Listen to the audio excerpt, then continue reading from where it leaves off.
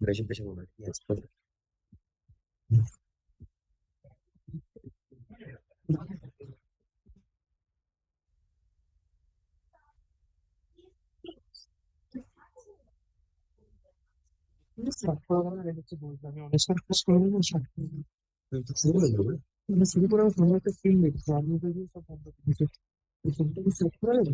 বুঝতে পারলাম।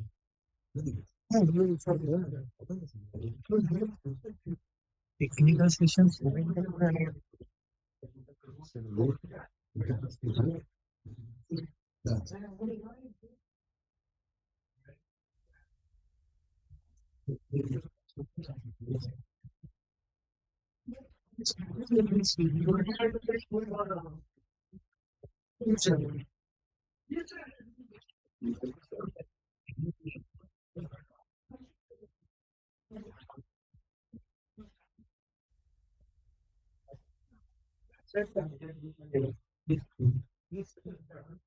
জিপটা মানে রে যেটা সব লেখা ছিল লিখে দিয়েছে।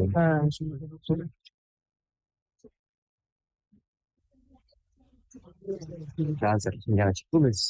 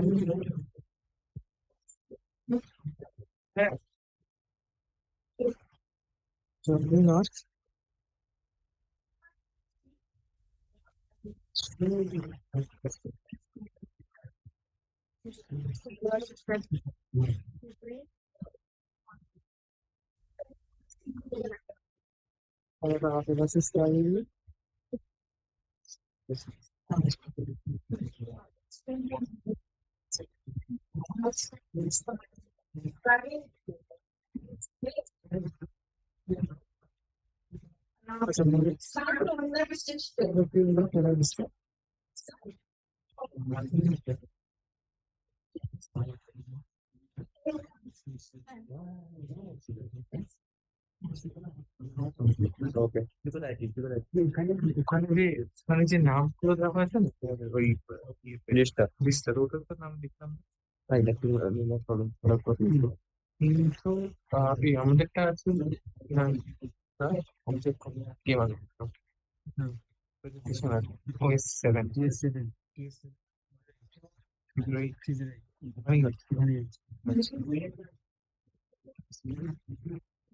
সেখানে সবাই বাইরে থেকে আসে মানে পুরো ফিজিক্যালি প্রেজেন্ট নেই বন্ধ করো ওটা। না আমি একটা শুধু ম্যাম মানে এখানে কোনো প্রেজেন্টেশন না দেখালেই হবে। দেখালে তাহলে আমাকে আগে থেকে পাঠিয়ে দিতে হবে। হ্যাঁ হ্যাঁ হ্যাঁ বিন্দাস সবাই যদি এখানে থাকে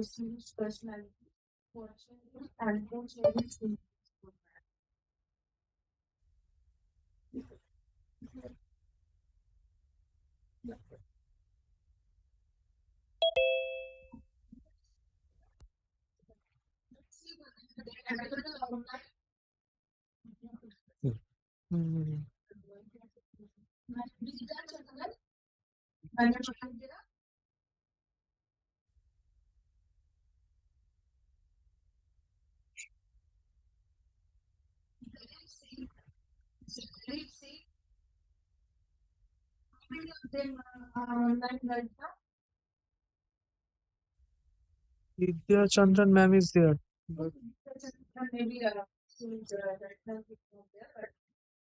So ma'am, Yes, I'm here, but the presenter is Mr. Hariram. Sorry.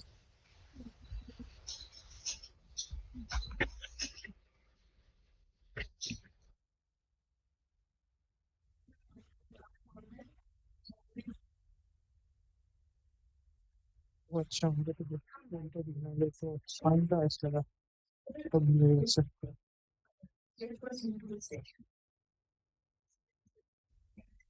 Bar bar change करते हुए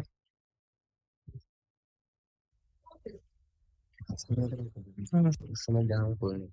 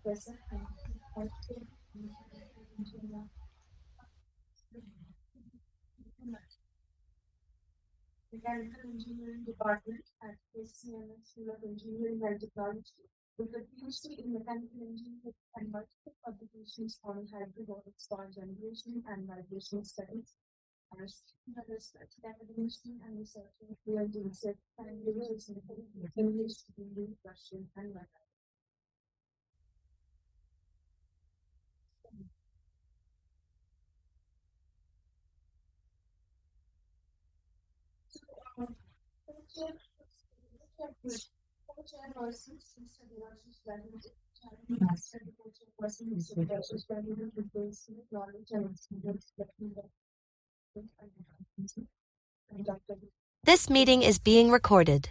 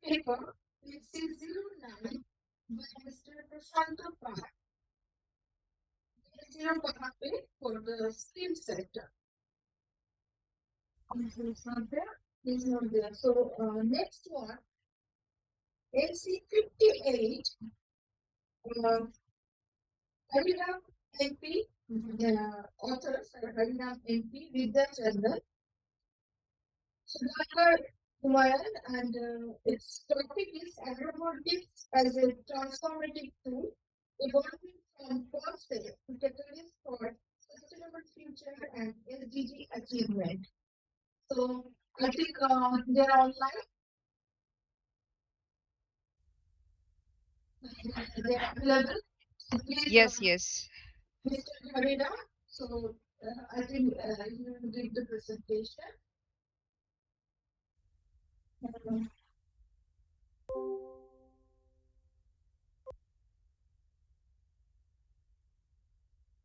response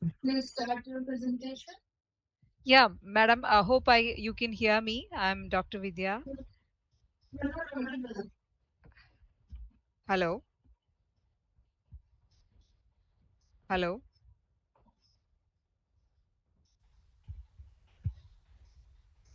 Ma'am, can you hear me?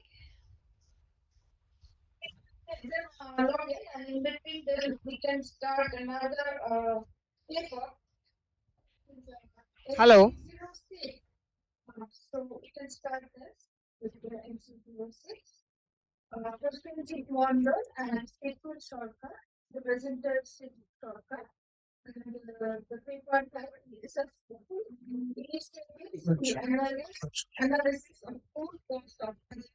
मालूम है बोल दो होते हमने भी कनेक्ट ठीक है अच्छी में कनेक्ट हो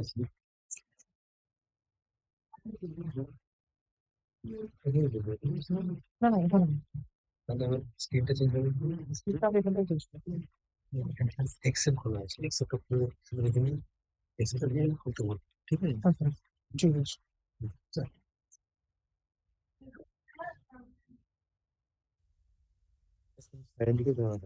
হ্যাঁ, এইটা স্যার আপনি দেখতে পারেন। এইটা আপনি দেখতে পারেন স্যার। এটা টেনে নিয়ে ওখানে নিয়ে যেতে হবে। আচ্ছা, ঠিক আছে, আমি আসছি। হ্যাঁ, হ্যাঁ। ওখানে নিয়ে আসছি।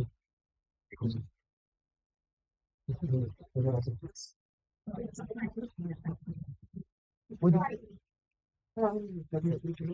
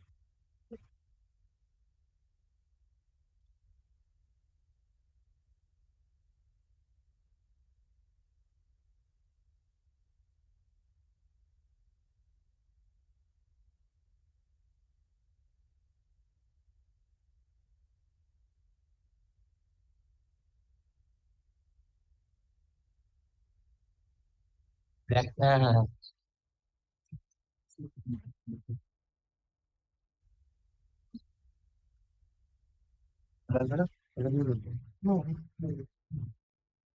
after this.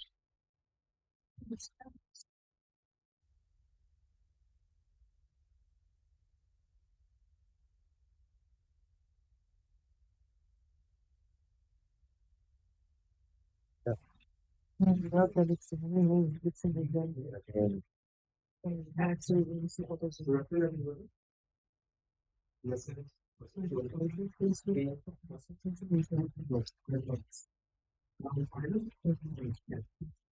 Good afternoon, everybody.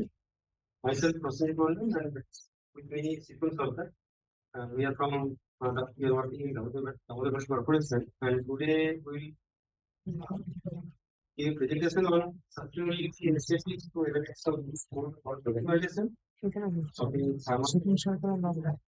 And we have tried to find the relation between the cost optimization and sustainability. Whether there at all exists any correlation with use such certain statistical methods by using primary data and schedule start, then I will catch up. Thank you, sir. Now, we consider the cost optimization. We all know that cost optimization and sustainability are the whole things. Cost optimization may be based on the economy, and the sustainability based on the environment. And economics and environment is not going parallel at all. Really focus make the point is to opposite and that can be converging of cost optimization and sustainability with this scale critical thing. That's basically now, before we reach to the present scenario, we revisit our all the parameters first. That is after the post industrialization era, that is 50, the growth will be rapidly increasing on the based on industrial revolution. And this industrial revolution may be based on the fossil fuels. And due to this burning of fossil fuels, combustion of fossil fuels, produce different type of gases. Those are mainly are the pollutants, and those pollutants are two categories. One is local pollutant, such as particulate matter, soft NOx, because those pollutants mainly captured in vicinity of the sources, and some of the global pollutants, just like a greenhouse gas, because effect of those global pollutants affect all the globe in simultaneously. And this carbon dioxide, methane, carbon nitrous oxide, those are the main greenhouse gases which produces due to industrial operations. And not only that, some very few amount of hexafluorocarbon, carbon, and sulfur hexafluoride, those gases also release. But the problem is that those gases have the potential 1,000 times more than carbon dioxide. And now our main thing is now we will progress to mitigate or to adapt those things. our main target to achieve net zero. Now, our main question is what is net zero? The net zero is a condition where we have gas or pollutants emission, or mainly greenhouse gas emission, the amount of greenhouse gas emission and the amount of greenhouse gas absorption of that is same. That means there is no emission of the greenhouse gas. That is the condition of net zero. And different countries have already published their net zero commitment. For India, it is 2070. For China, it is 2060. And for the European Union, this is 2050. That how this industrial revolution power. If we achieve net zero or a net zero commitment, then in that field, our industrial revolution, how it will be powered? It may be powered by green hydrogen, maybe nuclear, or maybe the combination of green hydrogen, nuclear, and also maybe the fossil. Because it is not the zero emission, that means emission and the absorption will be the same. And now the big question is what is the financial impact of achieving this net zero? As per the IPCC report, this achieving net zero is $1 trillion financial impact. But ignorance of this net zero, not achieving the net zero, it will be the higher. That is the main challenge. Now we can see how these global communities react over this net zero concept or the sustainability concept. Started with the satisfied of that is the 1992. The protocol was there in 1997. But the drawback of the Kyoto Protocol is that there is a binding agreement between developed countries, but in terms of developing countries, there is no binding agreement was there.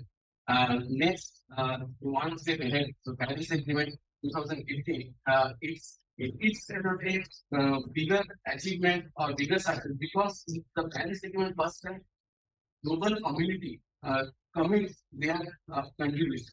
That is finally called NDC, nationally determined contributions. India has also, every nation has their own published NDC, and they are achieving this NDC after their stipulated time.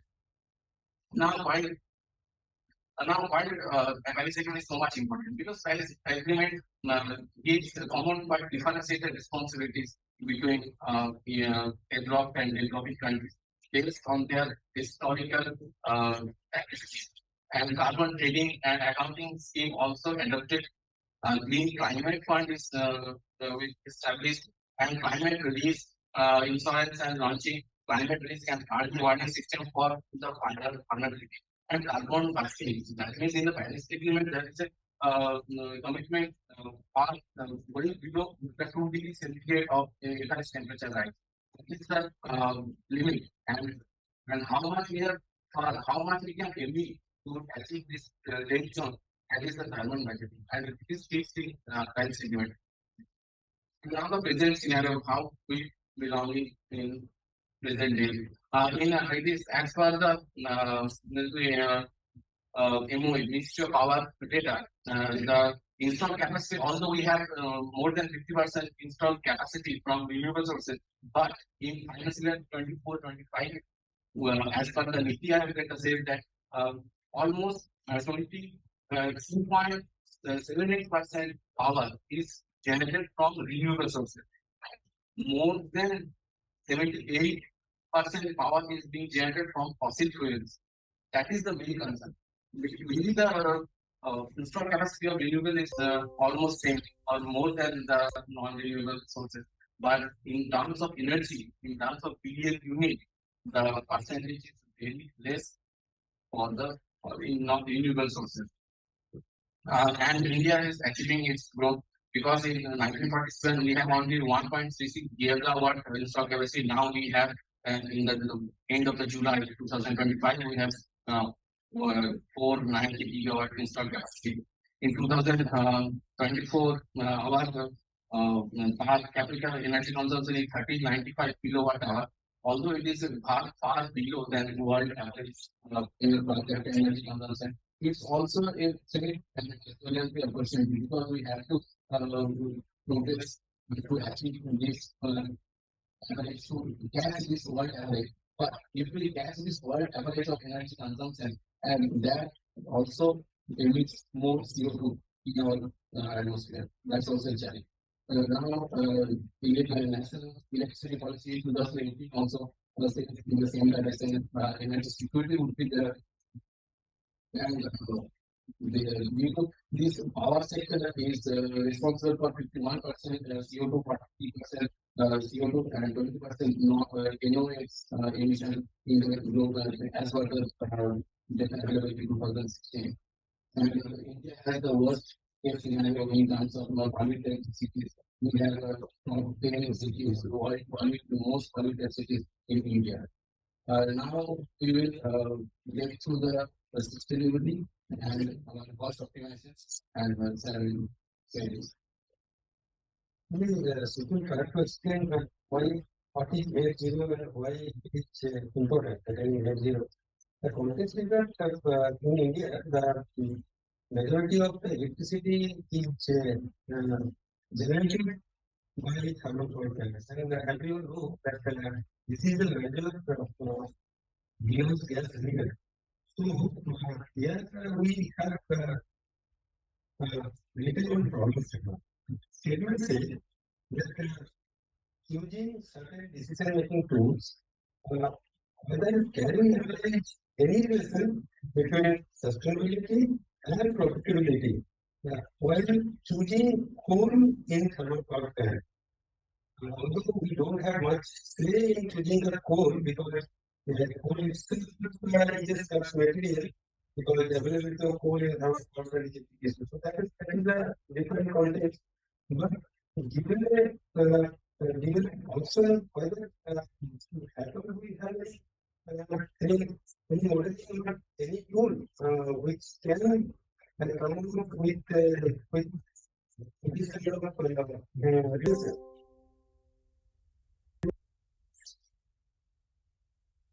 You know that what is the primary fuel in the thermal of sand, and by burning this we are generating electricity, and the byproduct is the ash and greenhouse gases. So the ash content in coal is a major concern, and the carbon content and the volatile material are the two components which we look for more in coal, which will allow it for a which will allow it or make it a better burning material. So we have collected certain data, and the data is primary data, and it's from the thermal power plant in India. So what is there? Just have a visit over the data. So in that plant in the year 2023, all the coal rates what have been brought in that plant have been noted down, and from which polymer and the components like gas, volatile material, carbon, GCB, and the grades along with the freight charges and the coal charges. So that would be along with 600 there. So these are the school, and from that seat, what we have made, we have found out the gas content. Again, the grade of coal is graded based on the carbon content or GCV, and say for grade 9, 10, 11, and 12, these are price sale. Even if there is a minor difference in the carbon content, the price is sale. So what we have done, we have kept it in a single seat because the price is sale. So with this data, we will try to explain what are the statistical methods we have used, and we will brief what is the concept of the statistical method. How it works basically. We have used two statistical methods here. One is entropy, and other one is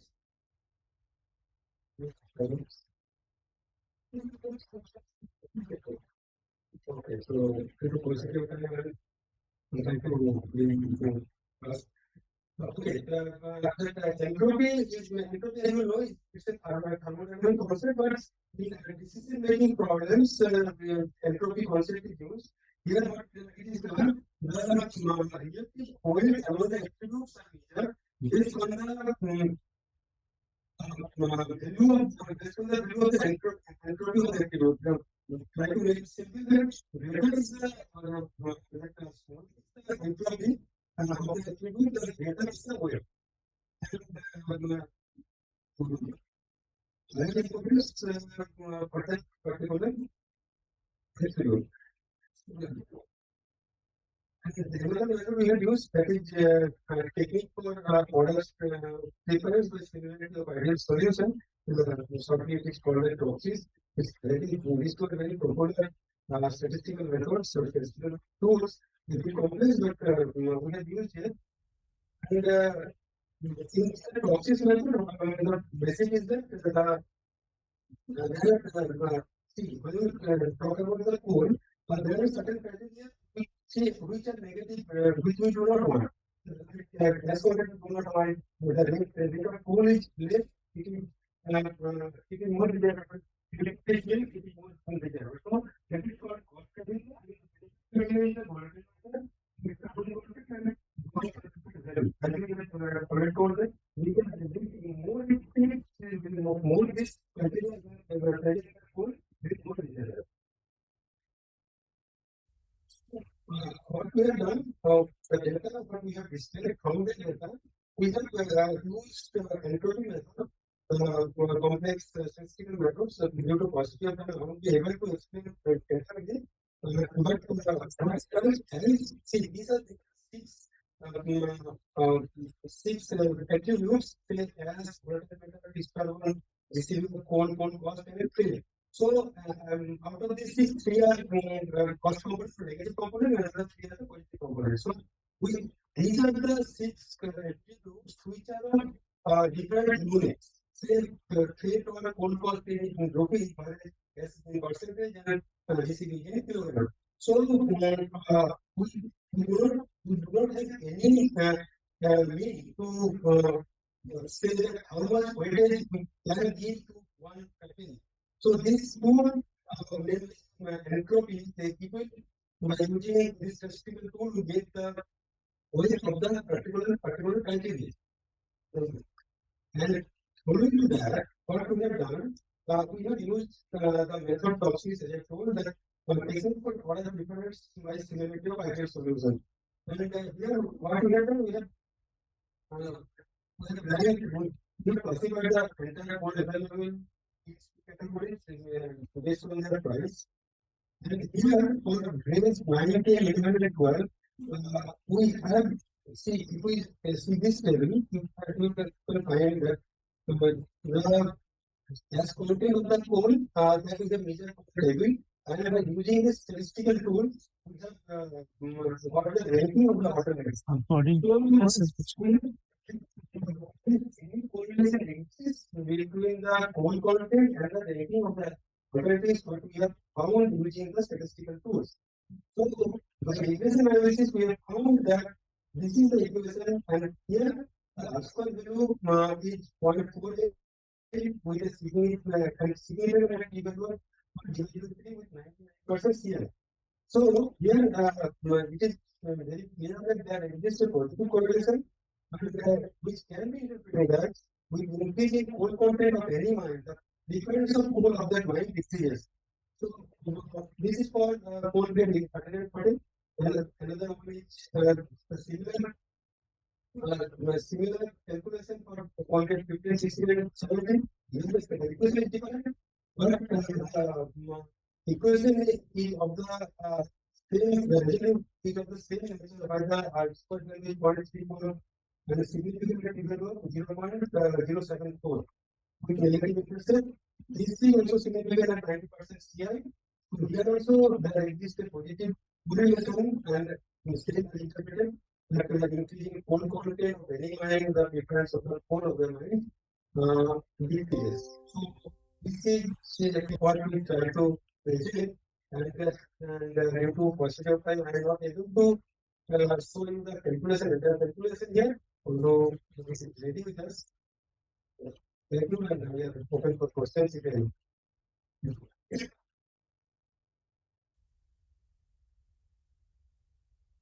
Good analysis, but could you use multi-component regression at one time and find out all correlations in one go? That would be much easier because you are getting different R-square values as well as different intercepts for every value. If you do a multi-component regression, you will get correlations on this and you will probably get better. So, sir, R-square value is not different because there are three sets of analysis here. R-square for analysis 1, the tool grades 9, 10, 11, and 12. So, based on the fact that the price is same. If the price is same, we cannot keep it in a same method. So, that's why the calculation there are three analysis, not a single analysis. That is our understanding.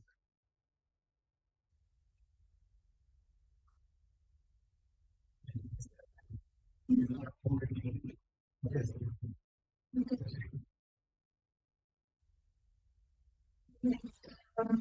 This reflected so that you can know what about electric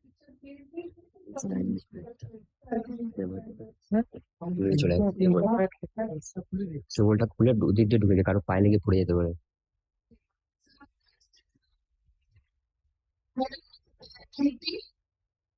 with the children. So when the presenter is NV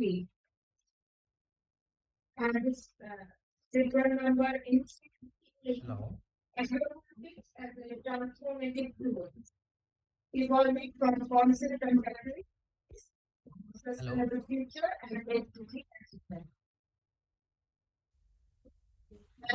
May I start presentation? Yeah. My presentation is showing that host is disabled participant screen sharing. Can you check that? Yes. I cannot present from my side. It is showing that it is host is disabled participant screen sharing.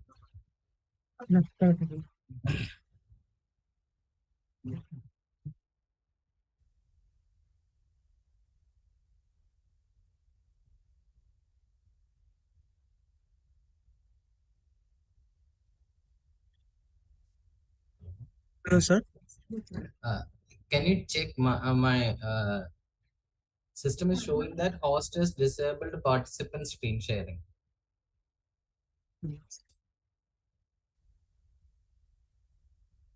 Okay, sir. Now can you check, please? I'll try once again.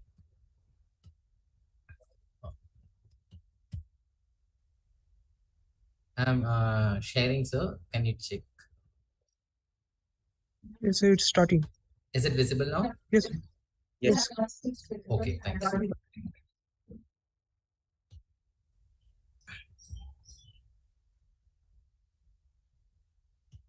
So,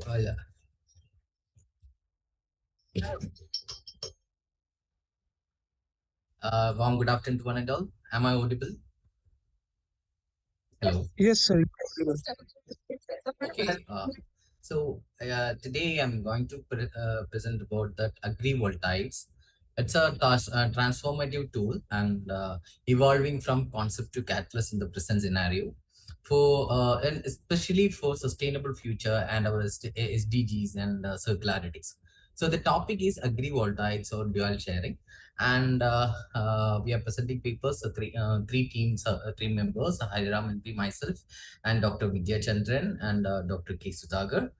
And basically, when we are talking about the agrivoltaics, it is a system that enables the symbiotic co-allocation and development of PV solar power generation as well as the agriculture, like crop cultivation and solar power generation from the same place.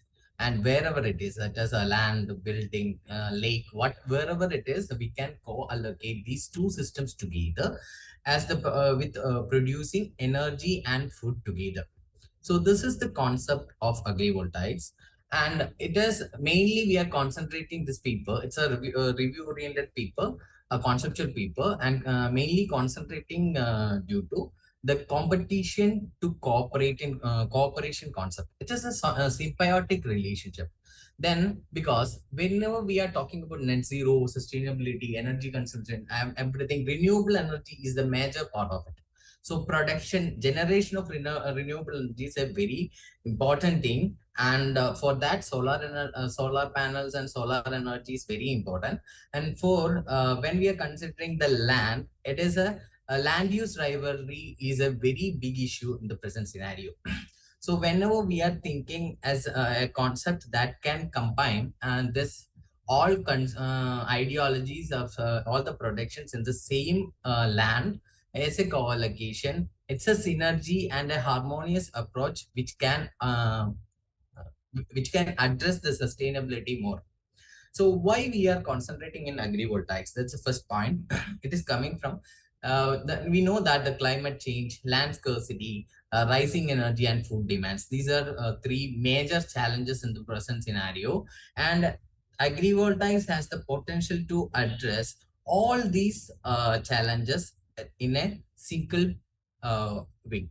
And urbanization and population growth is intensifying, and that also demands land more. So whenever we are thinking about a policy and futuristic aspects in the complete renewable energy production and all, land will be a big issue for us. And these land use conflicts, we are trying to share the lands with the major needs of the human being, the present needs of human being, which are food and energy.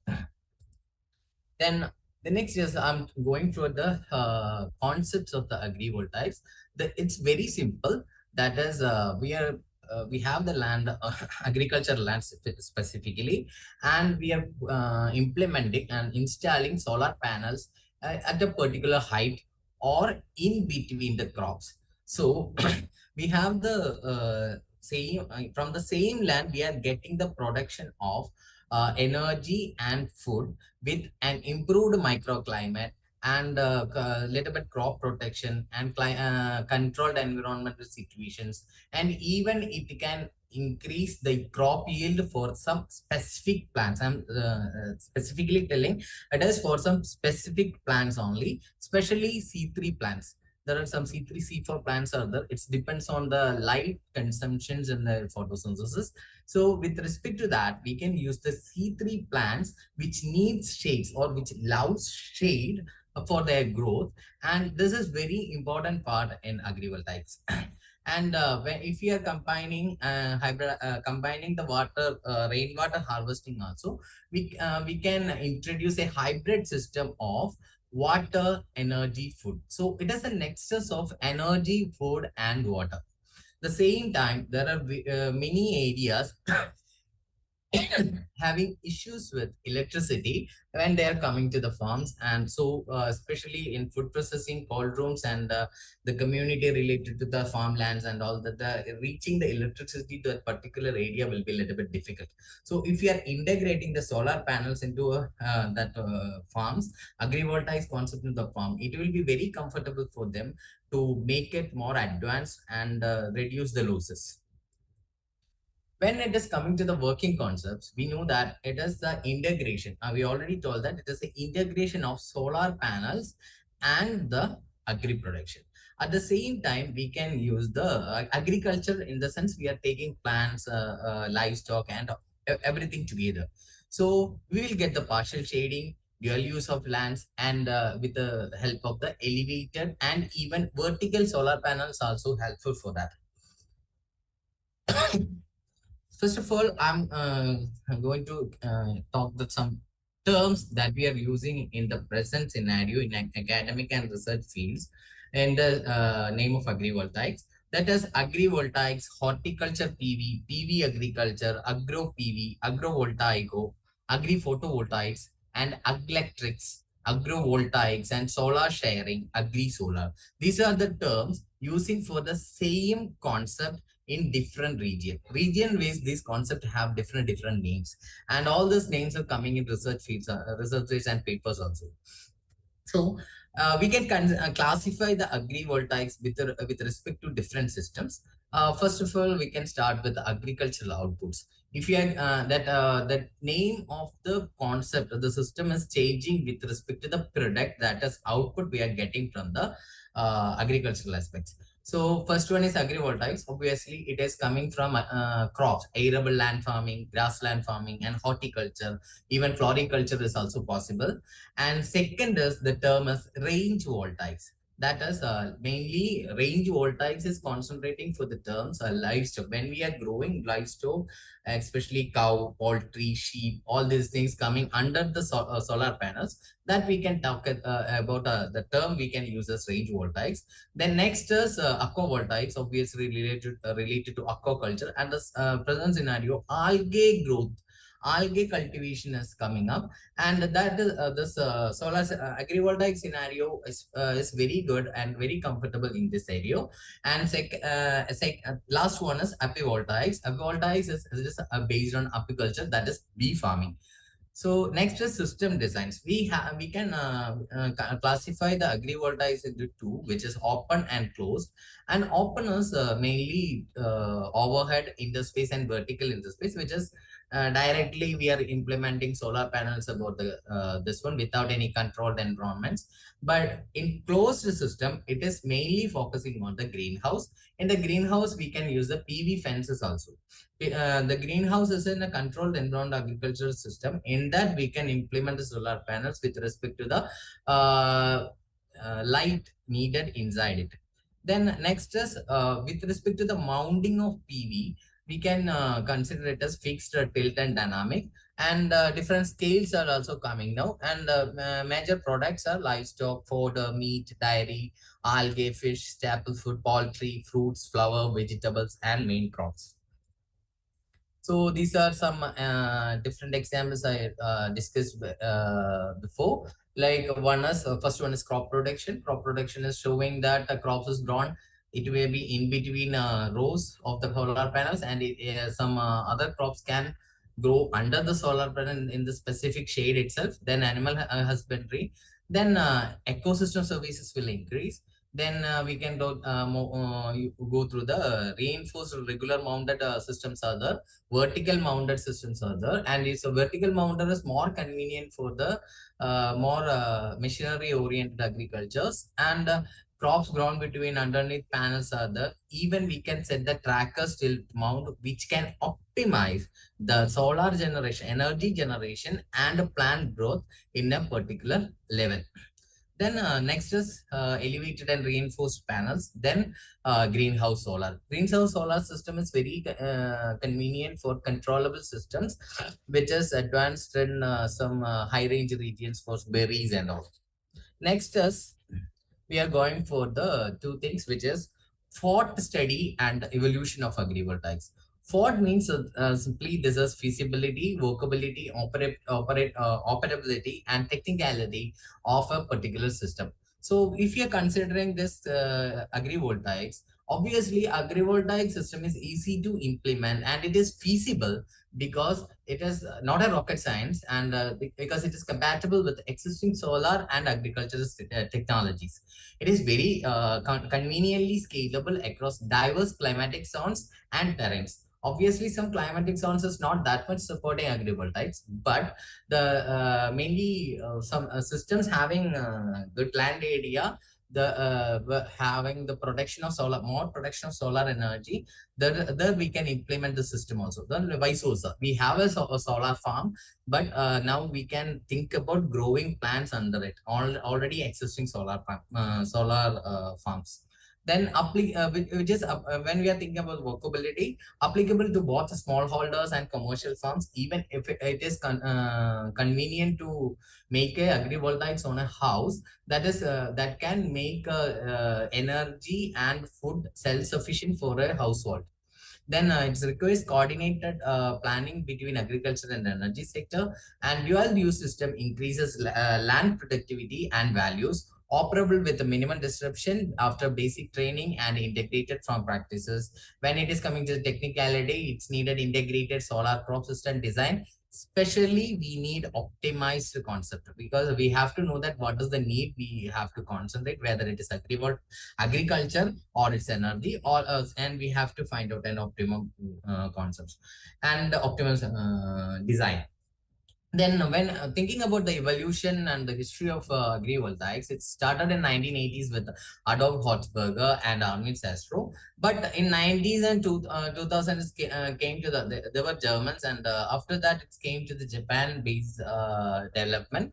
But now it is coming to the maturity stage, and the major things now it is needed is policy supports and new applications and analysis, how these are coming to the real practically how it is possible, and what are the energy scenarios, what are the agriculture scenarios in that. So mainly in the design concepts, it's coming panel orientation and tilt angle, panel height and spacing, crop selection, structural configuration, microclimate and water management, land use synergies. These are the six design criteria which is coming to the mainly coming to the agrivoltaics, whether in the system when we are designing the system, and when we are analyzing the system, we have to analyze this in three aspects, at least in three aspects, which are technical, economical, and environmental. Because in technical, we need energy output as well as crop yield. Economical, we need to find out the levelized cost of energy, capex, opex breakdown. In environmental analysis, we need to find out the land equivalent ratio, because land equivalent ratio is a very important thing, and it must be greater than 1. And then only we can tell that agrivoltaics is an effective design in that particular area.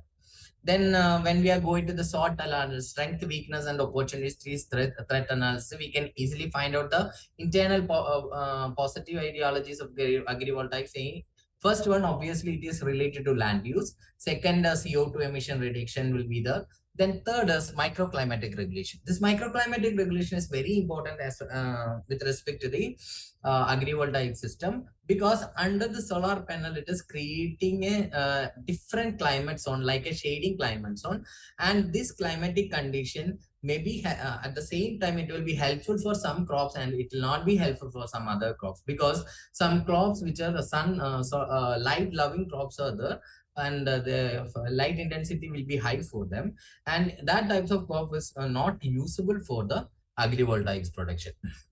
And it is read about climate resilient agriculture and energy food self-sufficient. It will help to, when it is scalable in the residential level, it will be it will help for energy and food self-sufficiency.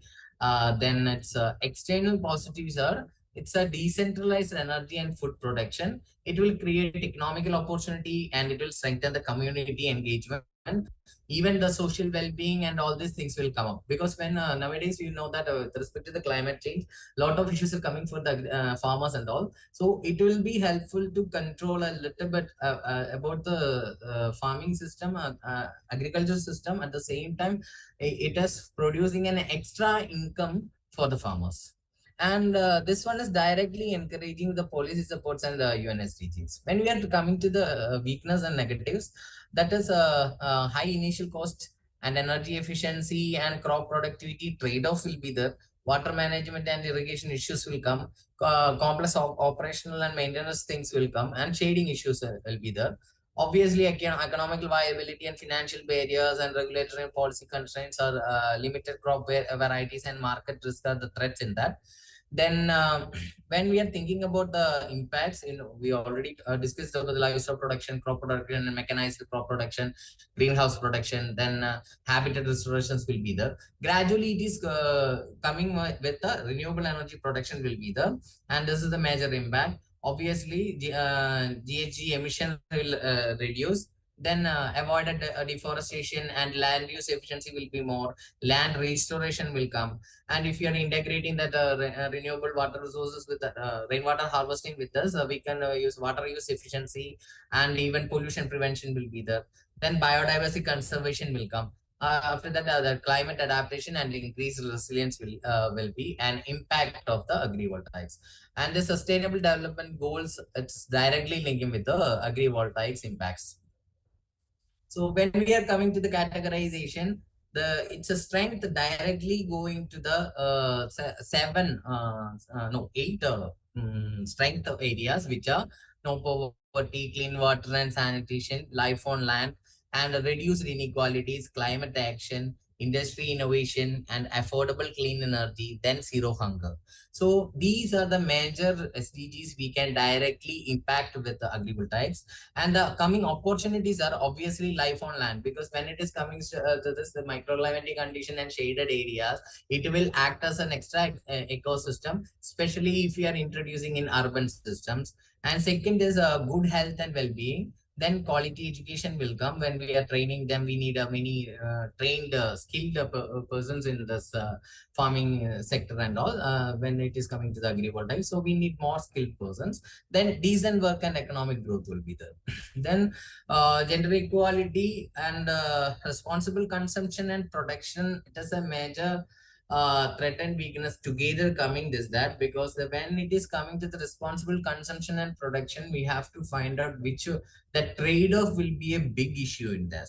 Which one should we prefer, whether we have to prefer the energy or the agriculture. So this is this SDG scenarios. And what is next? This is my last slide. And what is next? Agrivoltaics, a multi-dimensional integration will come. Wherever we are integrating the solar panels, there we can integrate the agriculture also, because it is the food, energy, water, even fuel also we can integrate easily in this. I already told that it is a scalable, and different scalability of this system is very high. And if you are considering land, obviously open, closed, and range voltaics is there. Second is buildings.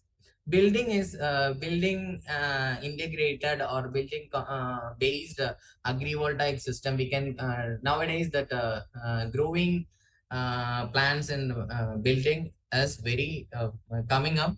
The design is coming up. So in we can use the rooftop controlled environmental system, greenhouse system on the roof, on the buildings. All these things we can use with solar panels. So the agrivoltaics implementing on the buildings will lead to the urban sustainability. And in the urban scenario for the households, it will be very important, and they can make self-sustain in the energy food. Then if floating panels, floating photovoltaics is coming up. In the floating system also, when we are using the boys, and when we are using the floating system, we can also implement water plants or other things in the related in that particular area. And we can integrate that plants and the floating system with the panels, and we can make the floating agrivoltaics. Then next is hydrogen. Hydrogen, obviously, it is an upcoming fuel. Agrivoltaics plus hydrogen is a good combination, because when it is extra energy is producing, whenever we are implementing this, hello, whenever we are implementing solar panels, the energy, excess energy will be there. So we can use that energy to produce hydrogen, and then using PM electrolyzer or something. So, and it will be a future scope for agrivoltaics. And thank you. I'm wind upping this. It's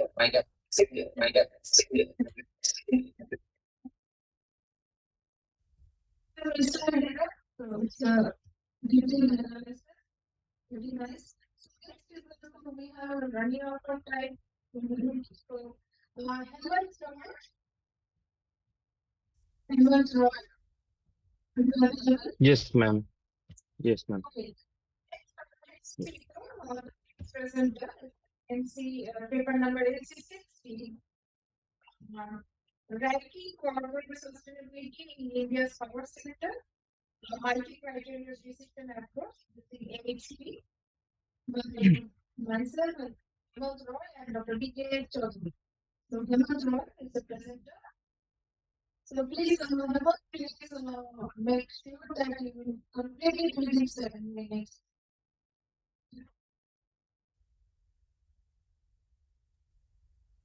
Surely, ma'am. It's,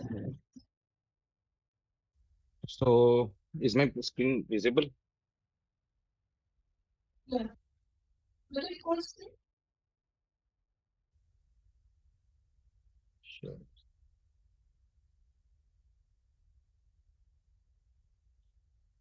Hello. Yes. Hello. Yeah, now it's fine. You start. Yeah. Thank you. Thank you, everyone. Thank you. First of all, my name is Hemant Roy, and I'm now working as a sustainability consultant and Trustman Consulting Private Limited. So I would like to present today uh, it about the my about sorry just a second.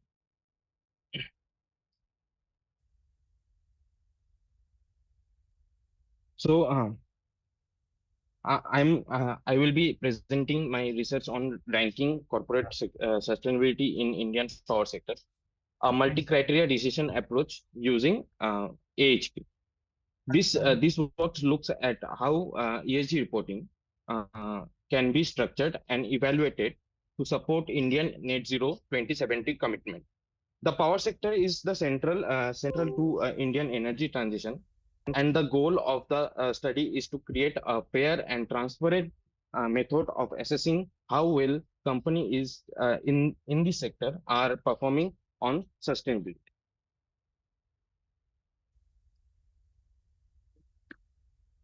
So uh, from this data is collected from Niti Aayog and Central Electricity Authority, and it is clear that the coal and lignite are consumed primarily for electricity generation. Electricity production is therefore is the single largest contributor to greenhouse gas emission in India. With nearly 70% of the generation still dependent on coal, this sector alone accounts for more than half of the nation's emissions also. That is why the power sector from the major scope of the study understand how companies here adopt ESG practices in essential for charting and uh, credible pathway to net zero. So Uh, going further, ESG disclosure is a vital part of the net zero journey because it creates accountability. It in practice, most of the contribution so far comes from environmental indicators such as emission, energy efficiency, and renewable generation. However, long-term success also required strong social and governance performance since they provide the system accountability and support the environmental actions. So what we observe is that SEBI mandate BRSR, which is a good initiative to ESG adoption, but there are multiple gaps. There is no common set of KPIs we found during our study for which companies disclose in their reports, and often the social and governance parameters are also be weak to showcase in their ESG reporting standards, uh, which is disrupt the alignment toward net zero and the company performance. And for that, we recommend to standardize the KPIs like carbon intensity, renewables energy share, and etc. And we used to shift toward measurable KPIs than the qualitative KPIs. So the major scope and object of study is to it's to covers four power producer leaders like NTPC, JSW, Adani Power, choose because the scale of measurement is quite standardized in this study. So the scope of the study is to evaluate how ESG reporting is shaping the energy transition, to examine the role of national program like PAT scheme in the ESG disclosure, and to explore the link between ESG and net zero 2070 targets. And the main objective is is to develop a structural framework for ESG for assessing ESG disclosure. And the second is to identify the valid key parameters which companies have to disclose in their ESG frameworks. So going after, this is the main methodology and conceptual framework which we develop adopt for our study. So in this study, we use the analytical hierarchy process, or AHP, which is developed by Mr. Shetty. And AHP is a structural decision-making method that allows complex problems to be breakdown into a hierarchy. At the top of the goal, in the case ranking corporate sustainability, the second level contained in the three ESG pillars. The third level contains the KPIs under the each pillars. Expert perform pairwise comparisons of these indicators. Use Shetty's 1 to 9 scale, and their judgment are processed mathematically to create weight and consistency ratio, ensuring reliability. This makes it possible to compare very different ESG indicators on a common basis. The methodology itself following several steps. First, data collection from various reports like BRSR reports, annual reports, sustainability reports, and published by the companies. Secondly, the parameters were indicated and finalized, which are available for all the companies. Then third is in the expert input, where you were used through AHP to assign wages to each parameter, and fourth, company data was normalized its value its comparable values. Then finally we composite the score and ranking the companies, and using various mathematical analysis, and we finally found the insight and application for this assessment. So basically, we select many other companies also, but due to the lack of disclosure of these KPIs, we finally found these four companies as the standard companies, which we from their annual reports and from their ESG reports and BRSR reports, we found all the KPIs we select for the study. And the KPIs are these KPIs. We found every company's annual and annual reports or BRSR report, and we collect the data for their three-year consecutive data, like from 2022 to 23 and 24. So after that, this is the overview of AHP, that how the AHP works. So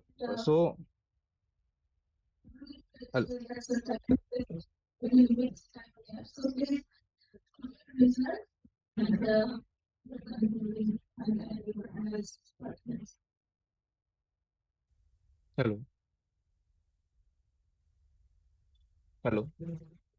Yes, yes. You want to please show your analysis part?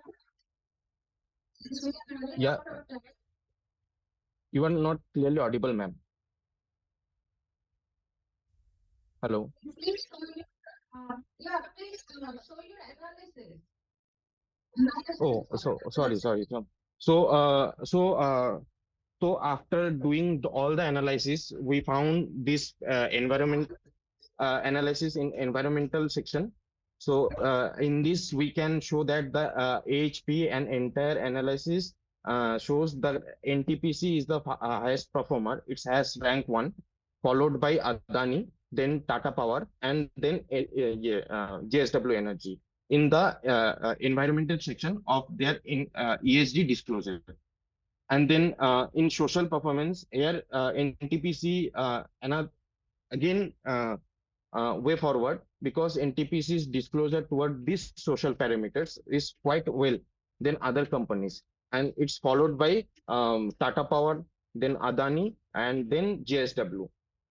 And this is the governance, and same goes for this also. And we saw the NTPC disclosure is quite well than other three companies. And this is the composite ESG rank. So we can see that by normalizing all the data, that out of scale of 100, NTPC shows around 42 ESG score, and 25 to 26 ESG score for Tata, and 20 is for Adani Power, and JSW scores less than 10, it's around 9 to 8, which is very poor. And using this analysis, we can also found that in every parameters which companies lacks in which parameters also.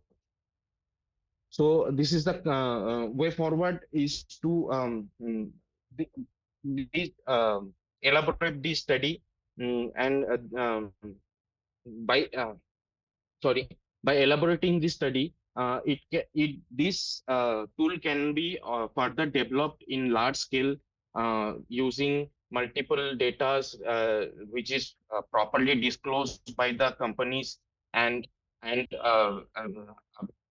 for this, it will help for the investors also, that for the upcoming years, that in which way, in which particular section they have to invest, so that the ESG parameters like these KPIs should be improved, and it aligned toward net zero. And also it can also showcase the performance of each company to company level, that how they performing in this certain ESG parameters. And that is all to my study. Thank you all. If you have any question, you can ask. We give this question answer session at the end of this session. So next, thank you. Okay. Thank you. So Thank you. and so that at the end of the session, if there is any questions, you can answer. Okay. So next, our speaker, Mr. Devashish Landry, his paper is on reducing carbon emission in an urban campus in New York City, theory and practices. Mr. Landry? Yes, can you hear me?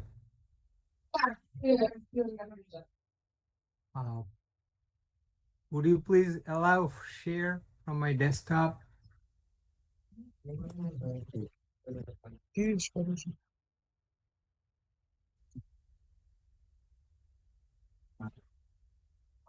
It's visible.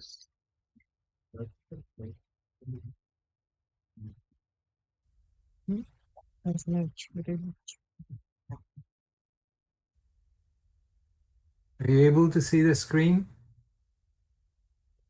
Yeah. Yes. Oh, okay. Thank you so much. So if you please tell me when to begin, I will. Yes, please start. So good afternoon, everyone. And thank you for the opportunity to share some of these field work we are doing recently. My name is Devashish Lahiri. I had the opportunity to work with Vinay for long time, and personally spent just one semester at IISWBM before coming here. That was in previous life, 1989 or 88. Here, and thank you, distinguished professors and whoever are in this Zoom meeting for your time. And I did review some of the papers that were submitted. Very exciting and very interesting. I have been listening to the last 3 papers. It's upside down. It's early morning here.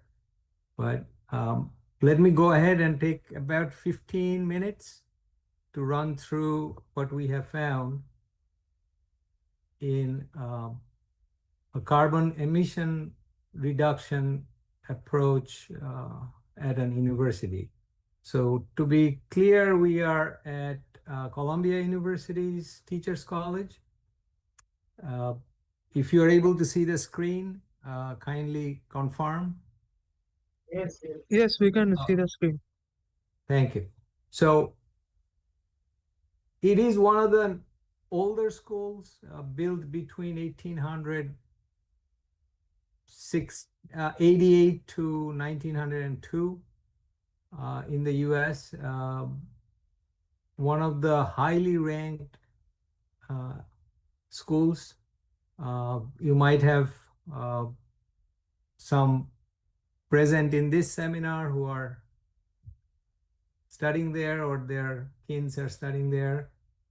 In general, the university is set up in multiple schools, that is engineering, business, law.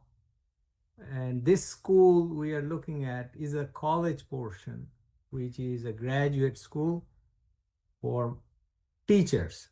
So the teachers who teach in the US have to get a special certification, just like the Bachelor of Education, B.Ed or M.Ed in India. And that is ranked, this is ranked above Harvard.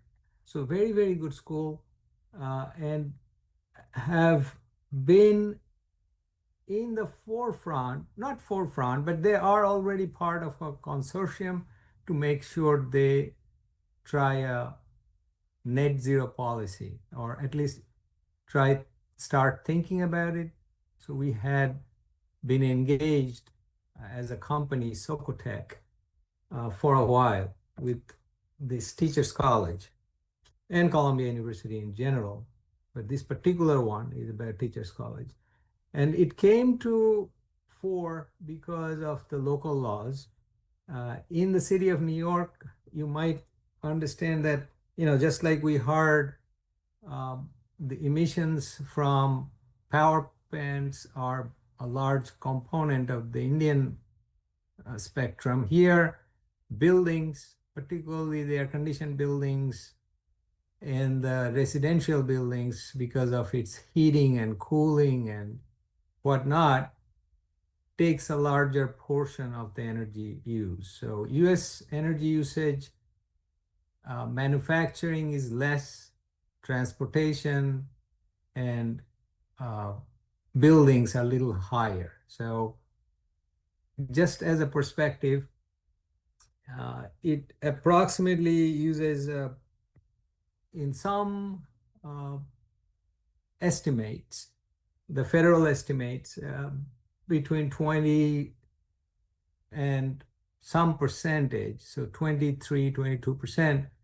in these buildings. And electricity usage is very high in buildings because the buildings do take a lot of electricity to run, from lighting to cooling and the elevators for urban buildings. So our goal, this local law is enacted by the city of New York with a 2050 target. We just heard 2070 is the target for India. Of course, as some of these nations, there are political issues, but in general, the consensus is whether 1.5 degrees or 2 degrees or wherever it is, we are all trying to cut down our scope 1 and scope 2 emissions. And with that, as we began with an on-site energy manager situation that we engage with the community at the college level and build some form of a cross-functional team. So it's not an academic study. This is more of a hands-on process to involve some site engineering, site in the sense facility engineering, the professors and the grad students, the researchers, and the finance, because the finance is the key for any capital expense. So compliance options, what are in front of us, how we assess the building performance, how we balance capital expense and operating expense, and then build long-term and short-term plans. So that's in nutshell the approach. So I'll go into some few data, very simple. We did a baseline in 2023, 24. The buildings, there are about 13 or 14 buildings covering 1,000,001 square feet, which is about 110,000 square meters for perspective. Not tremendously large, but sufficiently large. And the equivalent carbon emissions in tons is about 6,800. And if we don't do anything, this emission will continue to be about 5,600 in 5 years, just because the grid in the Northeast of the United States is getting cleaner. It is avoiding coal, it is avoiding gas, it is adding more photovoltaics and hydropower, which is from Niagara Mohawk plants. That is, if you have seen the border between Canada and the US, there's St. Lawrence River, and Niagara Falls has tremendous opportunities for power generation. And there is also a series of wind power that are coming offshore. Yes, in this current administration, there are some back and forth, but the projects are moving. It's the media always gives you the exciting news, but things are moving towards the right direction. So we saw about 550, so 5,500 tons is going to be our do nothing. That is, so the decision in the board was how to get with the orange. Orange is the color where we are trying to follow the New York City required landing process, that we come down from 9,000 as a campus down to approximately 1,000 a campus, about 90% by 2040. And then the final touchdown to zero, it is subject to a lot of debate. But in terms of technology, the biggest impact is in the first 5 to 10 years, as you may see on the screen. And that's where we try to understand what's going on. So we divided the campus into a monthly profile to understand how the emissions are. And you may see that the winter emissions in January, February, March, traditional Northern Hemisphere winter, and November, December, we get most of the emission because we are burning fossil fuel like natural gas. The other times we are using electricity, but at the same time, July and August, if you're following the cursor, I'm not sure if you're able to see, in July and August, we have gas powered or gas driven absorption chiller. So we do have scope 1 emissions at the site in summer and a very large number in winter. Next one is we divided into academic and non-academic buildings and try to follow again the same pattern, like what are our current consumptions and if we do nothing versus how to achieve the net zero. Residential situation, we are a little better. The landing is not that steep, but at the same time, the allowance are a little higher because you have certain loads in residences such as refrigerator or appliances that you just cannot turn off. So certain housing consume a baseline, but as a component, if you see on the left, out of 9,000 tons, it's about 2,000 tons, or less than 1,000 tons in the blue. And so we were, this data has some staff housing. This particular data is not 100% good because some of the staff housing data has not come through. So I'll not focus on that, but rather focus on the academic and admin building, which constitute about 70% of the campus. So our goal was how to reduce it by about half and how to follow this guideline to be 2050 net zero. And in orange again, the limits are from the city. It is a local law. So local law has steep penalties also, and it increases tremendously after 2035. So the first 5 years, the penalties are smaller, then it does increase. It's a punitive measure to for some people who don't want to act. It is seen as a tax, but on the government and the city council side, the feeling is that it's necessary. It comes through a democratic process, through voting and councilmen. So it is not a one-way decision. So it is a consensus coming through a mechanism of democratic norms. But these local laws have passed and stand now at the state and city level, and although contested in the courts.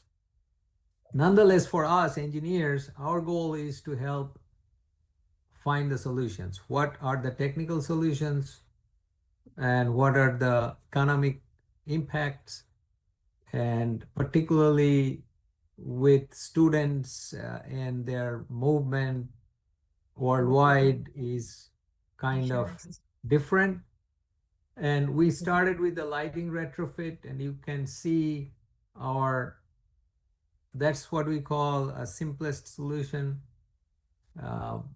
Over the last 3 years, we tried to check where we are as a total electricity consumption. So about 800,000 kWh per month.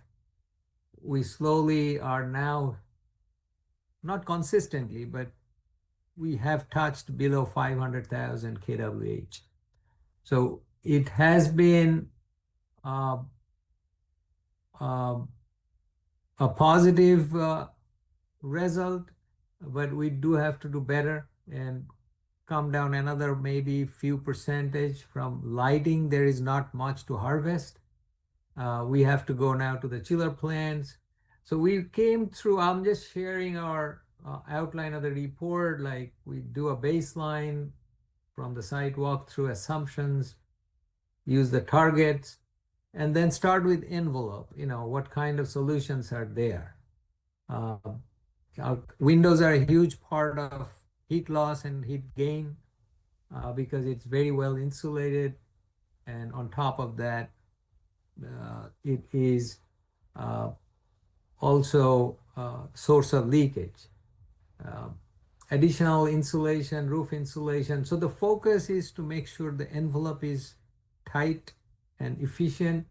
And then we move to lighting solutions. Then we move to HVAC solutions and domestic hot water solutions, because there are large kitchens and cafeteria. There is a lot of water usage. Plus, this particular building does not have an aquatic center like a swimming pool, but we did identify some of the key items in fan improvements and particularly chill water distribution systems, because these are central plants. And those efficiencies are investigated in details or deeper currently. We also looked at some of those hours, how the temperatures are, and you may look at this. These are in Fahrenheit, so you may roughly see how the weather is. So 90 is about 36 maybe in Celsius, and 0 is on the left. So it's a colder climate, and we have some heating, which is probably 20 degrees to 38 degrees. We hit 100 this year, so it's about 40 maybe, somewhere in that range. But that is very uncomfortable for the local people, and there is tremendous amount of air conditioning used. So our goal is to work with the VAVs. The CO2 sensors for ventilation control has been implemented in some areas. We have a couple of 2000 kilowatt plus chillers, one 2000 kilowatt chiller from York.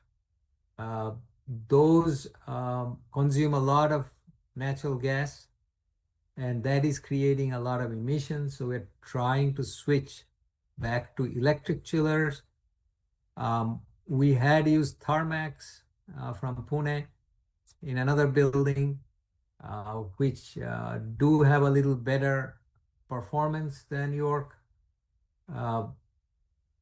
And then what we did is we started to measure. A lot of the measurement and verification process wasn't properly done.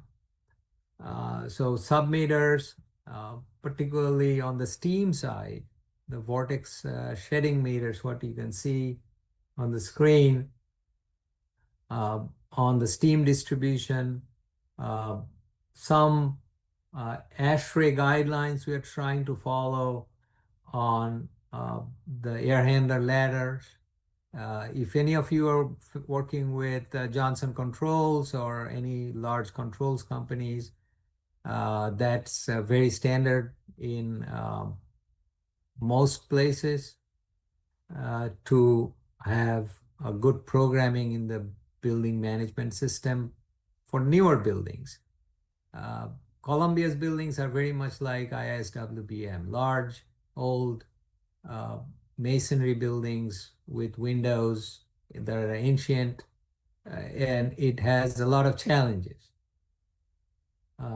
So we are trending, we're doing statistical analysis, bias errors and things of that nature on the temperatures. We're trying to use some of the control valves that are from Belimo. Maybe some of you are familiar with it if you're working in the building industry. They do have some industrial valves from Switzerland, and the heat pumps are our future in a way, and I'm sure they are heavily used. The heat pumps provide some heating, particularly in the colder climates, and cooling at the same time with low GWP refrigerants. So the global warming potential, the refrigerants that are old have moved on. We don't have R22. 1, 2, 3 are being phased out. Now we're moving into 410 and others. We have CO2 based, carbon dioxide based refrigerants also. So, and that's the end of what we had gone through. I can answer some questions if you have, but again, to summarize, it is driven by the local law. There are stiff penalties. We went through this process. We are going through this process for about 2 years. Not an academic study, but the primary goal is to process how to land to 2050 and at least 90% reduction by 2040. So I'll stop here. And if you have any questions, kindly ask or the moderator can take over. Thank you for your time. Thank you, sir. So, anyone have questions? Otherwise, we'll move to Mr. Rajiv Karmalik. It's hard to hear unless you speak at some other mic. I think right now there's no questions. So, Thank you. thank you, sir. Thank you for being with us. So, next is Mr. Rajiv Karmalik. Transitions and climate responsive India for net by 2030.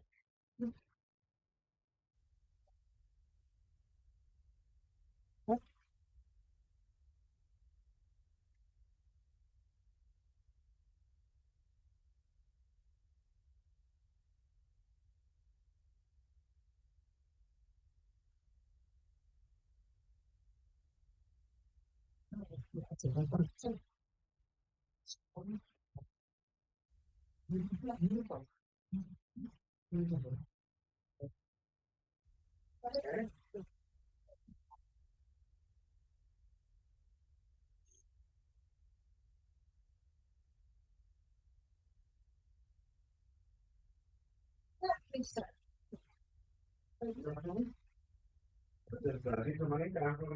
Services. I know I have very little time. I will try to be very fast to my slides. So basically, I'll be not presenting a paper, but a concept on net zero pathway and how we are going to achieve this. And whether this is basically a pressure from the industry or it's business. So, our journey today has been touching the topics like the scale of opportunity, technologies driving changes, the financial catalyst, the sectoral impact, and the fast forward with AI. So I will like to go on within the challenge of climate change lies the greatest opportunity for transformation in human history. So let's talk about this. Imagine this in next 45 years, India, home to a population of 1.6 billion. It is going to completely transform how it is providing electricity to the civilization. We are not talking about incremental change. It is a big change, big change to the industry, and it is going to give us a unprecedented opportunity for Indian industry. So you can see that.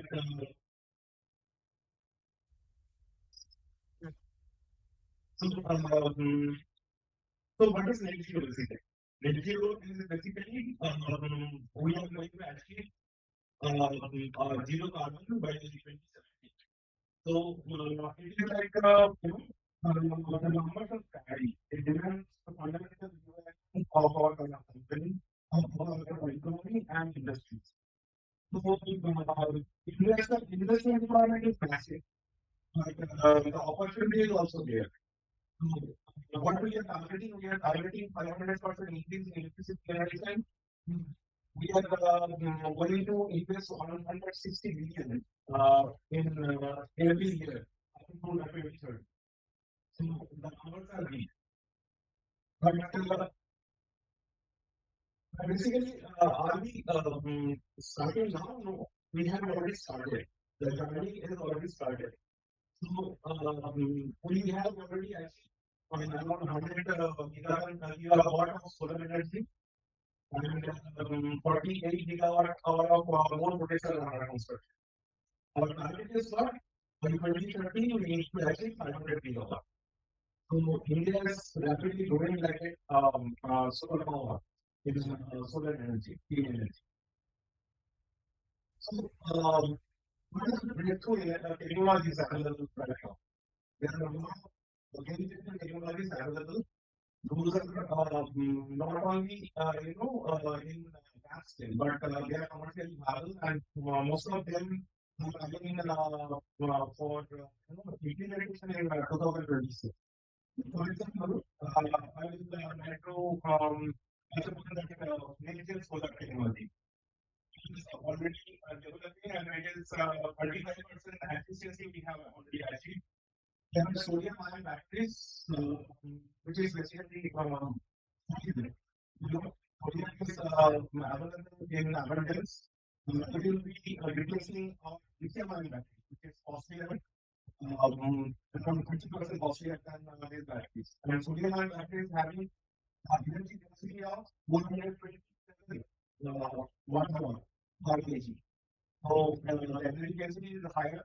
So you can, for example, for DC, you can have sodium ion batteries which can be charged in seconds. Since compared to lithium ion battery, it can charge within less than 50% time. And its charge duration capacity is higher than lithium ion battery. And Korea is already advancing in this technology. And they already commercially they have launched it. Very soon this technology will be available in India also. So this one is the green hydrogen. India already Indian government already targeting 19,000 crores of money for green hydrogen. So green hydrogen we are going to use in industries, transportation, and then comes the offshore winds. Wind basically wind energy requires a big amount of land, but we are having 7,600 kilometers of coastline, so we can utilize that. Also, there are technologies like floating wind, which can be used in the near coastal areas in the mid sea, and there are also there was some presentation on the agri-photovoltaic. Some sort of that, like also there are number of projects coming up. Already installed projects we have actually registered some projects. That is floating solar. So you can utilize your water body to generate solar energy. That is also there. So these type of commercially viable technologies are available. So it is going to help us to achieve the net zero target by 2070. Now, all these are basically, going to require a good amount of money. Now, what is the driving force? What is the driving force that you will be adopting this kind of technology? The main driving force is that there is a financial engine, there is carbon market, there are green bonds, there are ICs, renewable energy certificates. So these are going to help you to fuel this journey. So like for example, REC trading up by 285%. 106 million tons of CO2 already saved by energy saving certificates. Wind bonds market targeting 50 billion by 2025. So financial market are targeting pricing carbon targeting and finding compliance into revenue. Next is the sectoral impact. What is the sectoral impact? You can see that there are then it's power. Power can be, managed by nearby a power grid so that we can optimize the grid capability and virtual power plants. Then transport, you can use electric vehicles and green hydrogen trucks. Also, hydrogen, green hydrogen, we are going to use in shipping, which is a major energy, energy consumer. So this will give us a 55% solution. Reduction in, fossil fuel-based energy dependency. Then comes the steel and cement sector, which is widely very hard to advocate of GHG in the steel and cement sector because the technological progress is there, but main problem is that it is very much dependent on coal, fossil fuels. And for example, in steel, reduction is required coal, so we can replace it with hydrogen, green hydrogen, obviously, and also there are CCUS, means carbon capture technologies. Whether in steel and oxygen sector, carbon dioxide emission from this industry can be captured and stored from the long time. So we can achieve finance in there. Next, building sector also net zero codes are coming up and smart IoT system. Also, Professor talked about the building energy optimization and achieving net zero. So that is there are technologies available, there are ways available by which we can achieve net zero in buildings. So electrifying everything and decarbonizing the grid and we eliminate 55% of our current emission. Now, why is net zero matters for your industry? Business important. If we see that there are compliance because the CCTS mandate already is there. In June 2025, there are sectors like steel, petrochemical, refinery, textile, aluminum. They are already obligated. They need to reduce their carbon emission. So their intensity, gauge intensity, they need to reduce. So for that, they need to adopt new technologies or they need to invest in renewable technologies. So there are supply chains, global buyers, even compliance and carbon transparency. So if you not only buyers, I would say that if you are going for a balance note from any international client, they will ask for your carbon report. How much footprint you have for your against your products. So they need carbon security. So for that, the companies are nowadays very much in ESG compliance. So they are publishing ESG reports. They are getting it certified so that their ESG rating is good, so that they can get a better bank loan from the international banks. So then comes the risk. To avoid future carbon tax and penalties, you need to have the strategy. And you are reducing your carbon footprint. I would like to add one point. You know that ISO 40068 that if you want to reduce the carbon, there are two stages. First is your carbon neutrality, then comes the net zero. So carbon neutrality, you can achieve by say purchasing carbon credits from the market, monetary carbon credits from the market.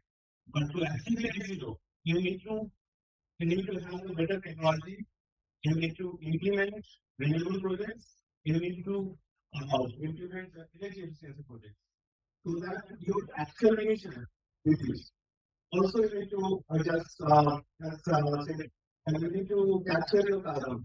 So, someone was presenting from, from here from this year.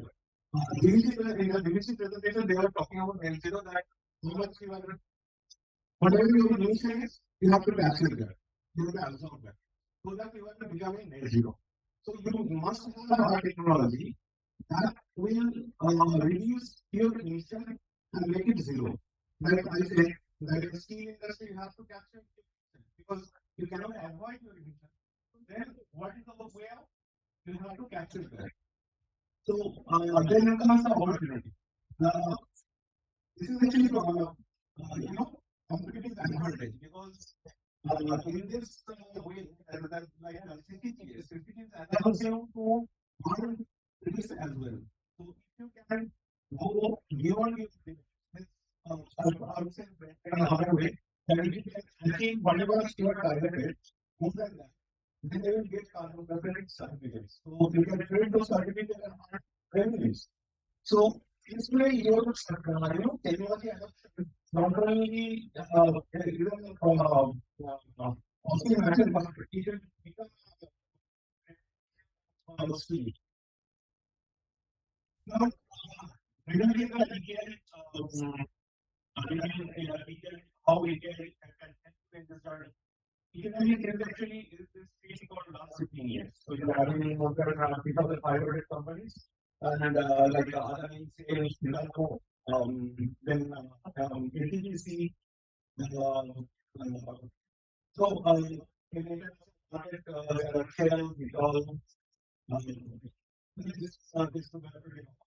One reason we can provide end-to-end industry can provide end-to-end support, like first carbon footprint, then strategizing that what technology can be adopted, what are the availability in the market, so they can go for renewable energy, they can go for technological innovation or something.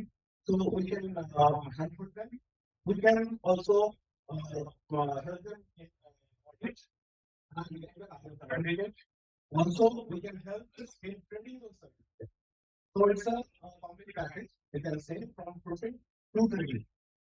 So our expertise is there in CCP the startup and in fact we are there in the quality market there are no standard CDM is fast now, but we are going to limited space that is 26 and our decompositions services already talked about.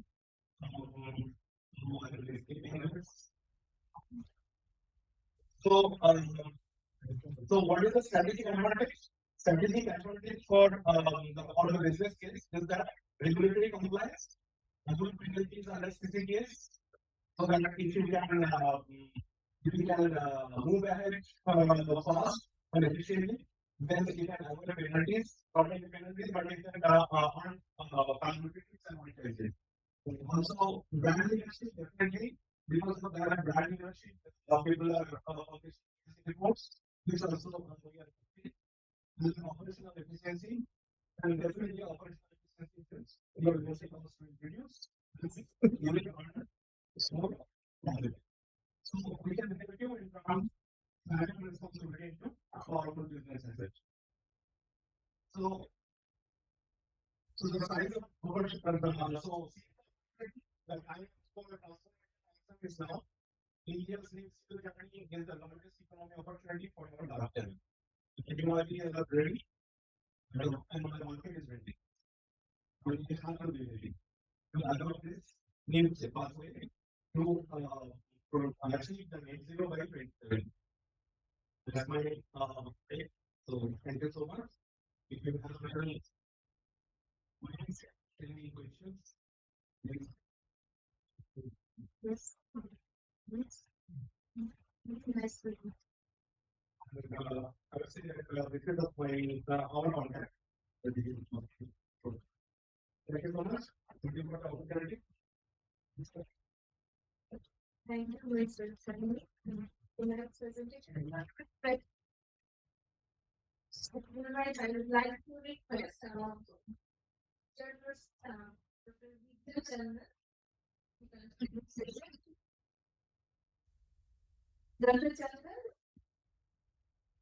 Yes, ma'am. I hope you can hear me. Am I audible? Sorry. Yeah. So, thank you so much for giving me this opportunity to chair this wonderful session. And as we conclude this insightful session of this conference, what I want to thank all the presenters and participants for their valuable contributions. Hello, madam. Yes.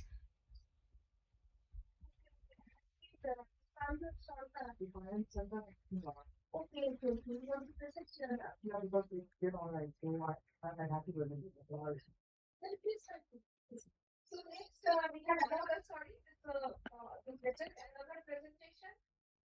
It's 64, Deepak Sharkar, Pratim Raha, and Sukrita Dada. So please. Yeah, I will request to give me the screen sharing access.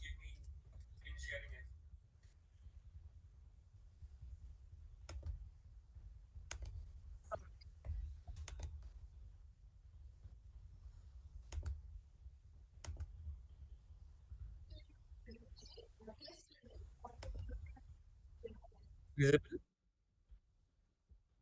I'm audible. Can you hear me? I can Hello. hear you.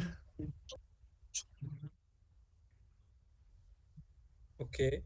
So should I start?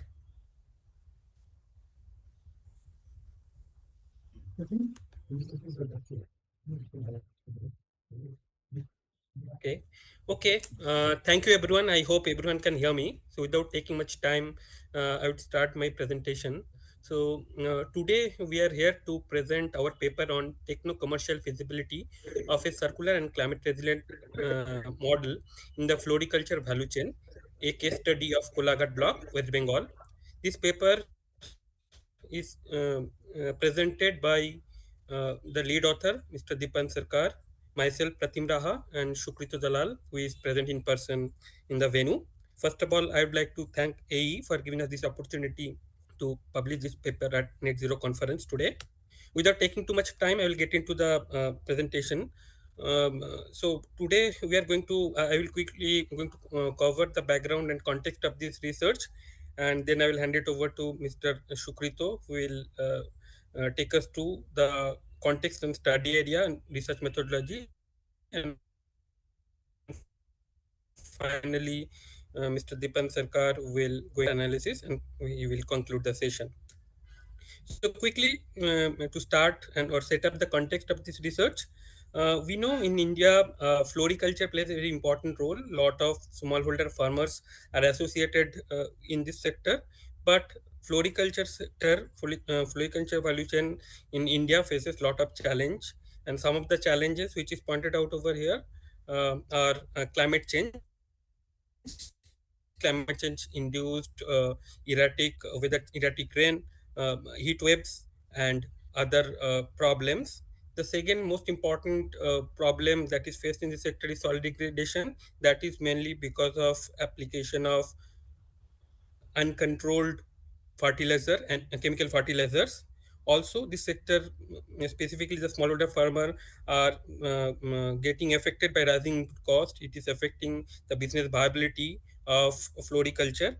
And last but not the least, burning of the agricultural waste in floriculture sector, also creating pollution and contributing to global warming.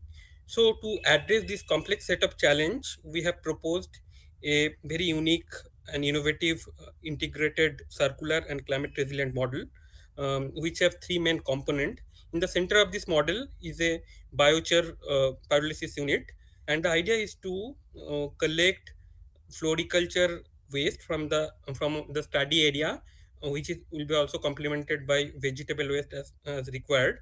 And this biochar pyrolysis unit will be powered by a agrovoltaic unit. And on top of this agrovoltaic unit, to improve the climate resiliency of this model, we have also incorporate agroforestry, which will not only going to increase the income of the farmer who are part of this project and study, but at the same time, it is also improve soil health. So before I get into the specific subject, I would like to share why we have selected this specific topic. through literature survey, what we have identified that there are a lot of studies that have been conducted on biochar, agrovoltaics, and agroforestry, but there is a dearth of empirical study which combinedly talking about these issues, this kind of integrated model. At the same time, there are very few studies which specifically focus on floriculture in the context of developing nation like India. So that's why we have decided to work on this specific project. So just to make you understand some of the important why this study is very important, as I have mentioned before, floriculture plays very important part in India. 35% of the world total floriculture area is are in India. We know India is a agrarian economy. More than half of our land is used for agriculture, and it makes agroforestry highly promising, and agroforestry can play a very important role for India to achieve its net zero emission goals. Third, specifically to talk about biochar, besides its carbon sequestration potential, it also helps to increase yield, as studies show, of minimum 25%. And we all know India have a very conducive environment in terms of solar irradiation, and specifically in the project area, we have a 5 kilowatt hour per meter square part irradiation. So this kind of so this clearly points out the model we are currently proposing over here under this study is replicable across India. So with that, I would request Mr. Shukrito Dalal to take us to the study area. Over to you, Shukrito. Thank you, Pradeep. Uh, First of all, my question is like, why did we choose the region Kolkata? So, like, Kolkata has like it's used like it's the best region for our project because of its high fertility due to alluvial soil, its abundance of water, and its close proximity to the Asia's largest flower markets at Malikhat in Kolkata and the Health Festival. Uh, the region or the Kolkata region is also an early adopter of commercial floriculture. So it gives it access to it has with it the uh, moderate weather and like a year-round crop cycle. So it's it's also a sector which suits the small landholders and women-led self-help groups, which offers high-value returns from small plots of land. Other than that, the farmers there grow marigold, just jasmine, and also like 10 or more varieties of flower there. However, the biomass or the waste from those floriculture is mostly underutilized. The region is also climate vulnerable, so it is very close to flooding from the Rupnayan River. It faces heat waves and has like a very erratic weather condition. This actually often forces the farmers to use excessive fertilizers because of how uneven the weather is. So this like excessive use of fertilizer like even like further degrades the soil health of the land. Uh, According to this survey we did there, like almost no one had access to soil testing. So this resulted in mostly work for like fertilizer input.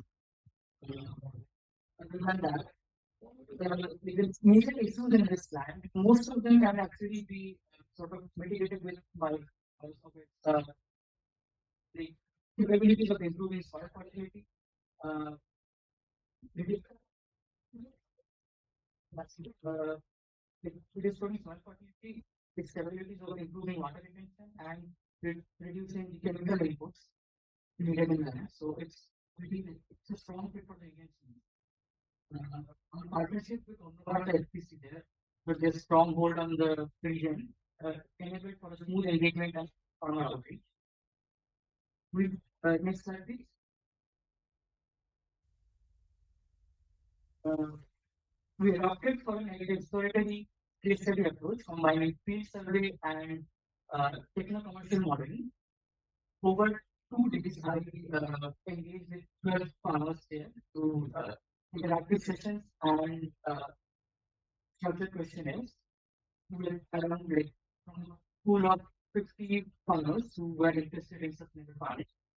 Uh, Descriptive and inferential statistical methods were applied to assess the land and the responses, from which we learned that most of the farmers were marginal farmers who shifted from paddy cultivation to floriculture because of its higher returns. Next slide. Yeah. We developed an Excel-based techno-commercial feasibility tool to evaluate the circular business model, integrating commercial production, uh, distribution, agri-forestry, and agri-voltaics. The tool provided capital and operational estimates alongside cost-benefit analysis to assess the project viability. I would like to now ask Dipan to take over from here. Thanks, Shukrito. Thanks a lot. Good evening, everyone. I'm Dipan. Shukrito and Pratim, they both have covered this topic, right? This research topic. So I'll be talking from research methodology. So what we have done, we have made a feasibility analysis tool, which has basically 5 sections. The section 1 talks about biochar production and estimation, where we had estimated the amount of biomass could be collected from Kolaghat Block 1, and the amount of biochar could be generated out of that every year per acre. And then the financials for biochar, where the estimated investment, with the profit and loss account was analyzed, particularly for the APC, which stands at the central position within this ecosystem. The local APC we have tied up. And the third one was the financials for agroforestry, basically introducing agroforestry for climate resilience with farmers' land, and the estimated investment with estimated profit calculation. And the fourth section was financials for agrivoltaics, which will be basically integrated with marigold plantation in Kolaghat, and to be very closely located with the APC, and to be powering the entire pyrolysis process, which I would talk little later. And the fifth one is the financials for biochar based agriculture, which gives a comparative analysis, the estimated profit and loss between the traditional model and the circular biochar agroforestry agrivoltaics model. Next. So here is the two evidences. On the left side, you can see the site assessment form, where one of the farmers, his response was recorded through Shukrito's site assessment. And the right side, this is one of the one of the screenshots of the analysis tools. Next. Please go to the result section. Sorry, ma'am.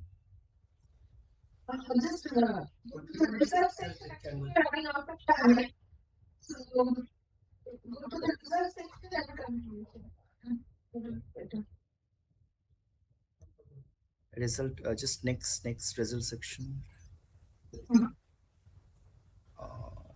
Okay.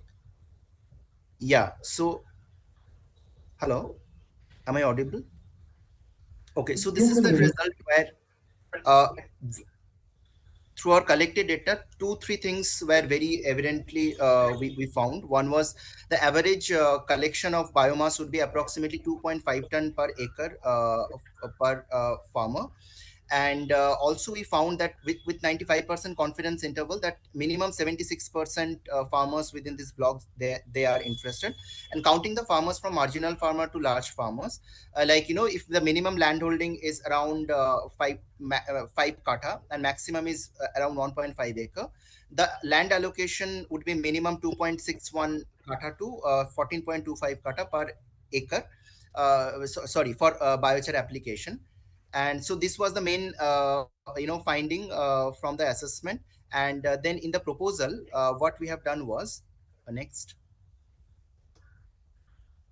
Yeah, so if you can see with the capex and opex calculation for proposing this model, if the capex is total 97.25 lakh, and the operational cost is around 22.82 lakhs, with the assumption of utilizing a biochar by replacing fertilizer slowly, and if the improvement in the yield is approximately 25%, then our research showed that if the FPC is selling the biochar at the rate of 25 rupees per kg, then over the timeline of 10 years, the minimum profit stands between 2 to 4 rupees.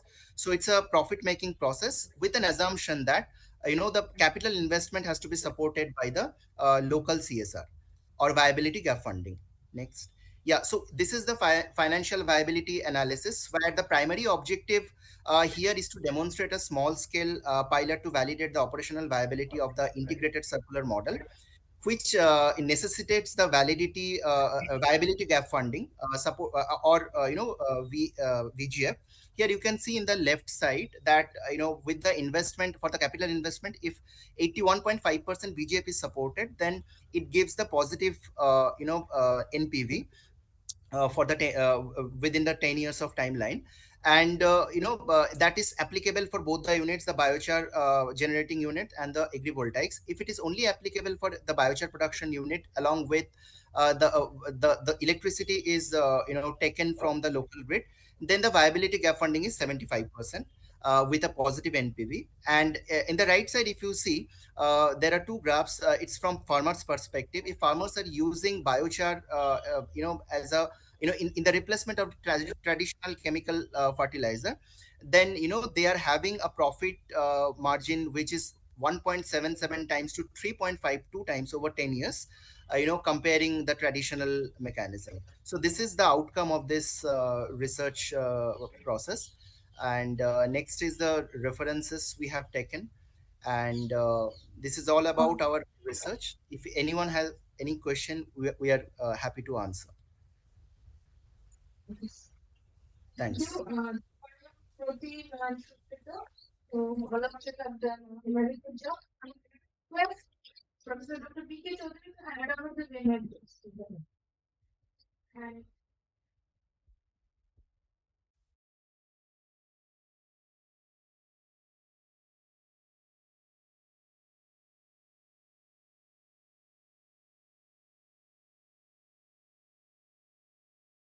This meeting is being recorded. then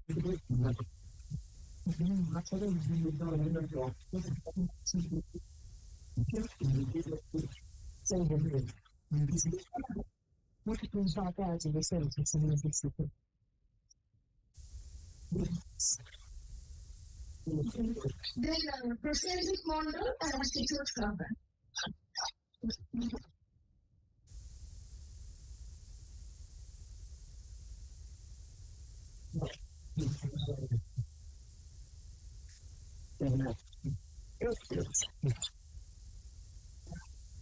Mr. Rakamani.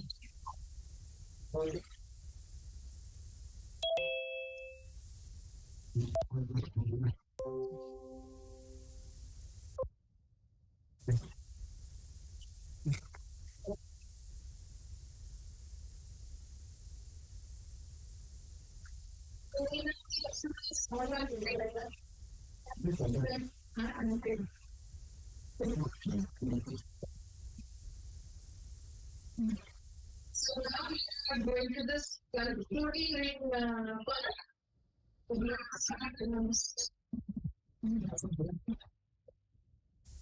So for that,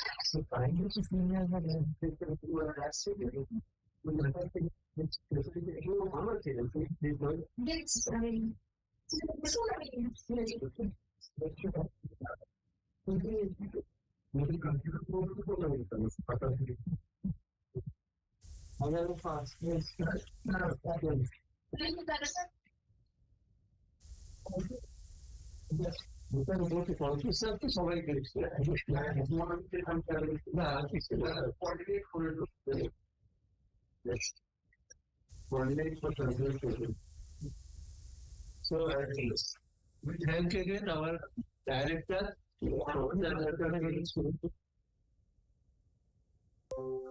has taken so much care that there are small things so nicely planned. Very good.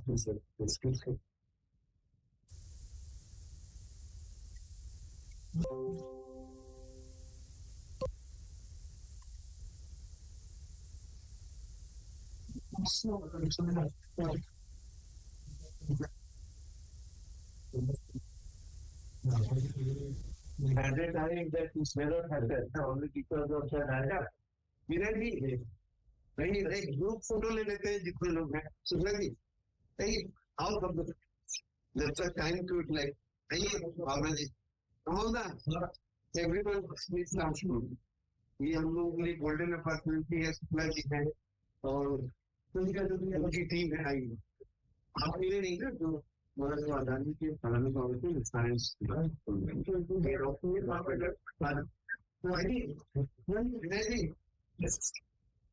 everybody is invited to come.